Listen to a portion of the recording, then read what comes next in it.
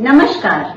आज मैं आप सबों की मुलाकात एक ऐसी शख्सियत से करवाने वाली हूँ जो सोशल मीडिया से खासी दूरी बनाकर रखते हैं, पर जिन्हें मैंने ढूंढ कर निकाला है। आइए आप सबों को इनसे रूबरू कराऊं। उसके पहले मैं बता दूं कि मैं इनके घर पे हूँ। देखते हैं इनके जीवन से जुड़ी कुछ झलकियां। थोड़ा सा बचपना साथ रखना जिंदगी में शान से, उम्र महसूस ही न होगी सफर के दौरान। वहम था कि सारा बाग अपना है, तूफान के बाद पता चला कि सूखे पत्तों पर भी हक हवाओं का था। रास्ता कुछ इस कदर तेज है जिंदगी की कि सुबह का दर्द शाम को पुराना हो जाता है। निभाए किस तरह रिश्ते कुछ समझ में नहीं आता, किसी से दिल नहीं मिलता तो कोई दिल से नहीं मिलता। जाने कैसे वो मुकद्दर की किताब लिख देता है, सांसें गिनती की और ख्वाहिशें बेहिसाब लिख देता है। रखा करो नजदीकियां, जिंदगी का कोई भरोसा नहीं, फिर ये न कहना कि चले भी गए और बताया भी नहीं। दिल से निकलेगी ना मरकर भी वतन की उल्फत, मेरी मिट्टी से भी खुशबू और वफा आएगी। आपका भी श्री अखौरी राजेश सिन्हा आप मुखातिब हैं।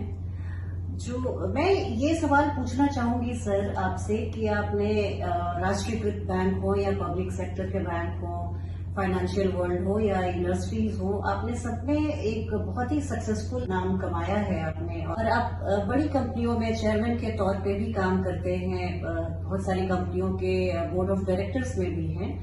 तो इन सारी उपलब्धियों के बावजूद आप साहित्य और कविता के क्षेत्र में कैसे आपका आगमन हुआ? कहीं से ये दिल में एक अनुभूति ये कविता की एक कहीं से दबी हुई थी, और मैं बचपन से ही जो कविता पढ़ता था वो मुझे बिल्कुल याद रहता था। और एक वाकया बताना चाहूंगा इसके बारे में आपको कि मैं जो क्लास 4th में था, सेंट सर्वेंस स्कूल था एक, जिसमें मैं क्लास 4th में स्टैंडर्ड 4th में पढ़ता था। उस समय एक कविता थी, वो मैंने पढ़ी और मुझे याद रह गई। और काफी दिनों के बाद, कई सालों के बाद, मेरी बेटी, बड़ी बेटी जब क्लास 4th में गई, नॉर्थ इंडियन अकेडमी में पढ़ती थी वो उस समय, तो एक कंपटीशन हुआ जिसमें उसको एक वैसी कविता रिसाइट करनी थी जो उसकी कोर्स बुक में, उसके सिलेबस में नहीं हो। तो आई और मुझसे उसने कहा कि पापा मुझे एक ऐसी कविता बता सकते हैं आप? और वो कविता जो मैं जब 4th क्लास में था, जो कविता मैंने पढ़ी थी वो कविता मैंने उसको बताई, और उसमें वो फर्स्ट प्राइज उस कविता कंपटीशन में जो था वो ले आई।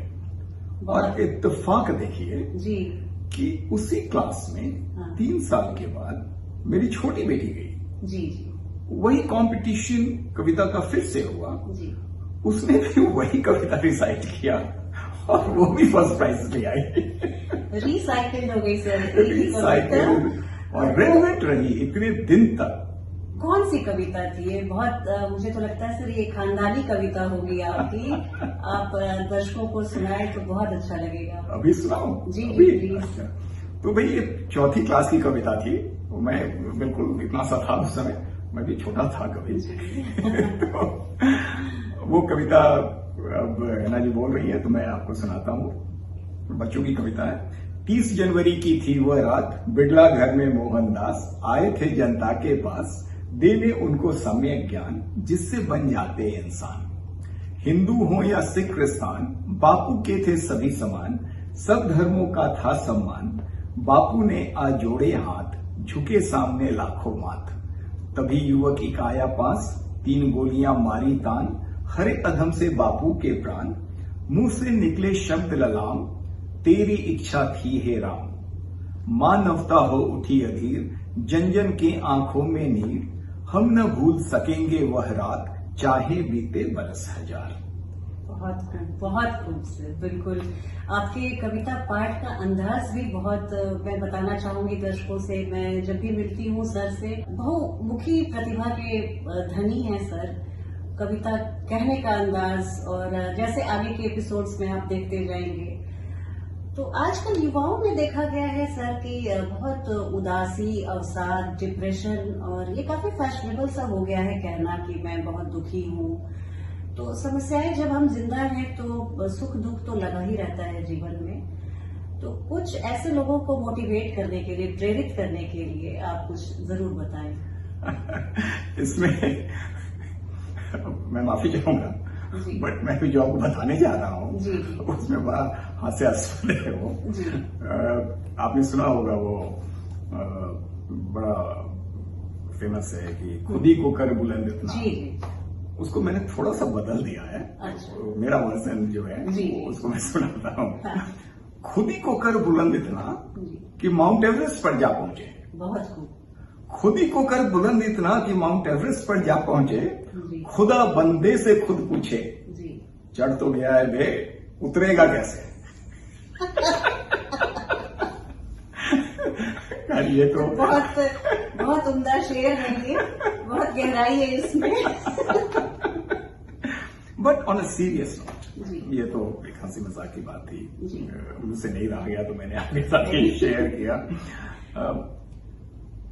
एक सीरियस नोट पे मैं कहना चाहूंगा कि रामधारी सिंह दिनकर मुझे याद आ रहे हैं, और मैं क्या कहूं, रामधारी सिंह दिनकर ने जो रश्मि रथी में ये कविता की कुछ पंक्तियां मैं आपको सुनाने जा रहा हूं, वो इसी जो आपने अभी जो मुद्दा उठाया, इसी मुद्दे के संदर्भ में ये पंक्तियां कही गई हैं। और मैं आपके साथ ये रश्मि रथी की पंक्तियां हैं जो 1950s में रामधारी सिंह दिनकर, जिनका कि दर्जा राष्ट्र कवि का था, उन्होंने लिखा था। राष्ट्र कवि रामधारी जी हाँ।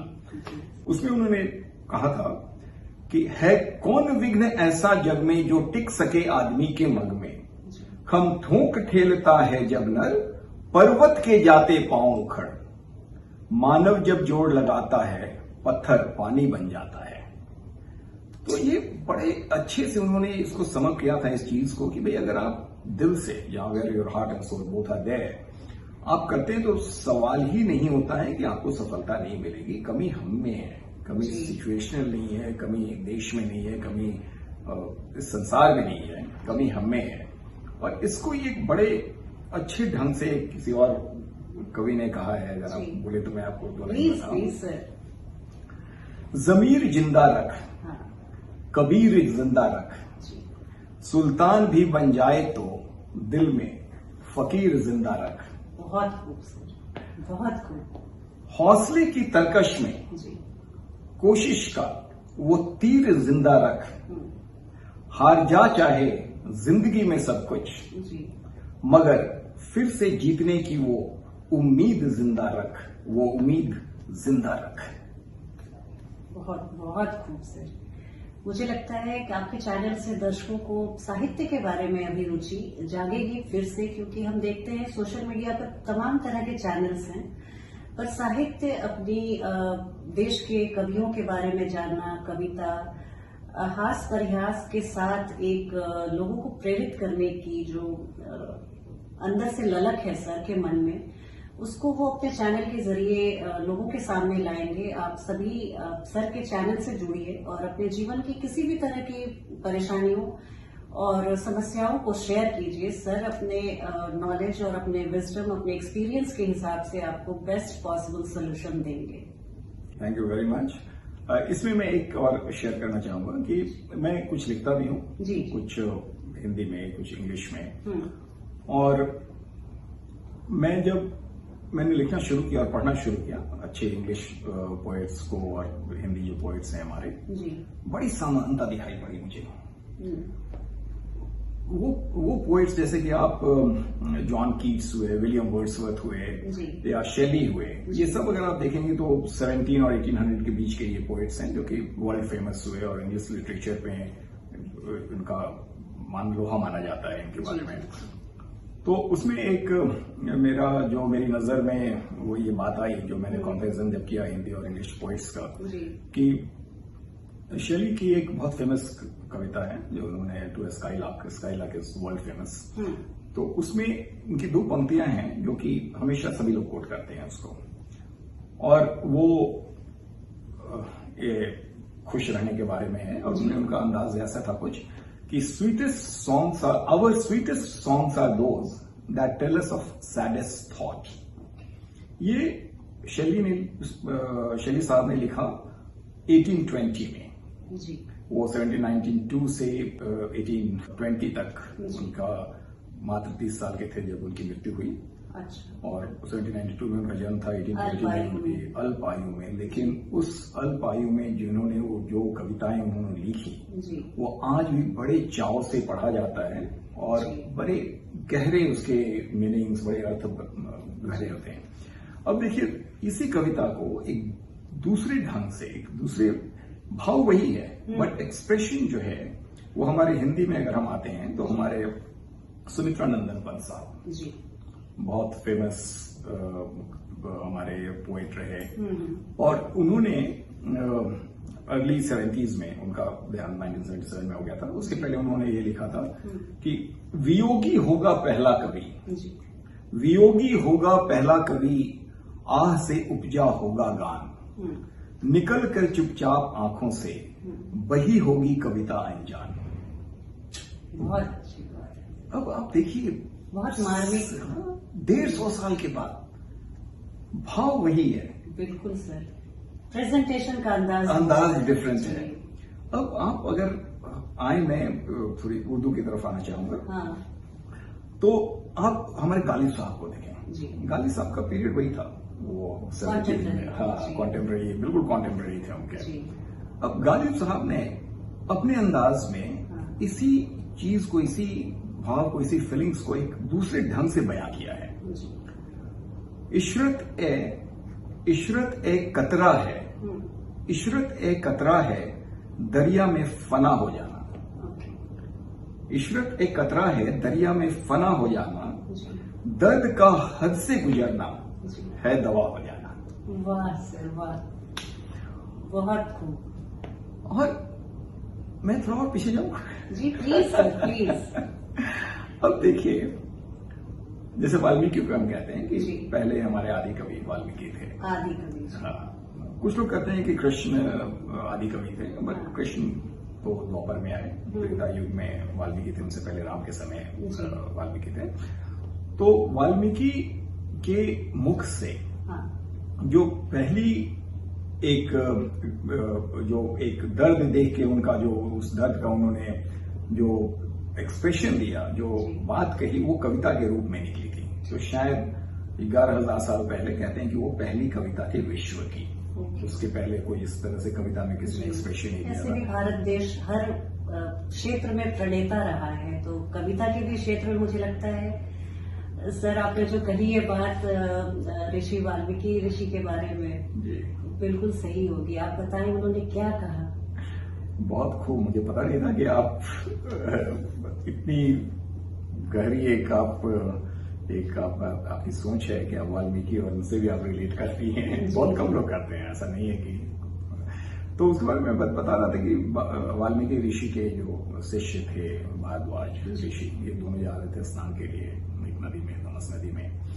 तो एक पंछी का जोड़ा, एक जो क्रॉन्च पंछी होता है, उसका एक जोड़ा वो पेड़ पे बैठा हुआ था और पेड़ पे बैठ के वो लोग प्रेमालाप में थे। और एक निषाद, जो एक शिकारी हंटर होता है, उसने बहेलिया जो है, तो उसने तीर से वो चलाया और तीर जो है, जो मेल जो बर्ड था नर, उसको लगा। तो मादा जो थी फीमेल बर्ड, वो बिल्कुल एक विक्षिप्त होकर एक विलाप करने लगी। और उस विलाप को देखकर वाल्मीकि के मुख से उस समय जो निकला, उन्होंने बड़े अच्छे से लिखा, मां निषाद प्रतिष्ठान, मां निषाद प्रतिष्ठान, त्व मग्मा शाश्वत समा, त्व क्रौंच मिथुना देकम वधि, काम महितमा। तो उन्होंने बोला कि एक बिल्कुल प्यार में लिप्त एक पंछी, एक जोड़े को, एक पंछी के जोड़े को तुमने आज खत्म कर दिया। तो कहते हैं कि शायद ये जो है 11,000 साल पहले उनके मुख से जो निकला, उन्होंने सोच के नहीं बोला, वो कहीं से एकदम इम्प्रॉम्प्चू एक दिल की भावना, उस विह्वल जब हो गया, उनका दिल विह्वल हो गया, जो विह्वल में उस स्थिति में जो उनके मुख से निकला, वो पहली कविता थी। तो सर ये जो शहरी साहब थे, मैथिली शरण गुप्त जी थे, और ये जो वाल्मीकि ऋषि थे, तो इस सबका भाव, कहने का अंदाज भले अलग हो, पर मर्म सब जो कहते हैं कि ग्रेट माइंड्स थिंक अलाइक। बिल्कुल ठीक कहा आपने ना जी, बिल्कुल ही ठीक कहा, क्योंकि कविता तभी निकलती है जब वो हृदय से आपको उद्गार एक आता है, और जब हृदय से उद्गार आता है तभी कविता जो है वो एक शब्दों का रूप लेती है। तो हम लोग आगे भी कभी जब मिलेंगे तो चर्चा करेंगे इसके बारे में। मैं जो सोशल मीडिया से जुड़ रहा हूं, तो जुड़ने का एक मकसद और भी है। मैं रुचि रखता हूं कविताओं में, शेरो शायरी, गजल में। हमारे जैसे हजारों लाखों लोग होंगे जो कविताएं लिखते होंगे, शेरो शायरी लिखते होंगे, और बस लिख के रह जाते होंगे, अच्छा लिखते होंगे, और ये जो उनकी जो कविताएं हैं, शेरो शायरी हैं, वो कहीं डायरी के पन्नों में, कहीं कॉपी के पन्नों में बस बंद होकर रह जाती हैं, बाहर कभी नहीं आ पाती। अब उसे आप शाइनेस कह लीजिए या फिर अवसर नहीं मिलता है। तो मैं उन लोगों से मुखातिब हूं आज, और उन लोगों को मैं ये बताना चाहूंगा कि अगर आप लिखते हैं तो आप अपनी रचना मुझे भेजें, अपनी कविता, अपनी शेर शायरी मुझे भेजें। मैं आपके नाम से अपने YouTube चैनल पे उसे रिसाइट करूंगा, उसे पढ़ूंगा, आपका एक संक्षिप्त परिचय दूंगा, एक ब्रीफ इंट्रोडक्शन दूंगा उसमें, जो आप मुझे भेजेंगे, और जिसकी कविता या शेरो शायरी मैं पढ़ूंगा उसे एक just as a token of appreciation मैं 500 रुपये उसे ऑनलाइन ट्रांसफर करूंगा। सो हर एपिसोड में एक कविता। सो प्लीज अगर आप लिखते हैं तो आप मुझे भेजें, एक कविता मैं एक बार में पढ़ूंगा, और बतौर एक छोटे से इनाम के रूप में 500 रुपये भी दूंगा। बस इसके बारे में मुझे इतना ही कहना था। मेरा ईमेल जो है वो आपके स्क्रीन पे है, उसी ईमेल पे आप अपनी कविता, अपनी रचनाएं मुझे भेजें। Thank you.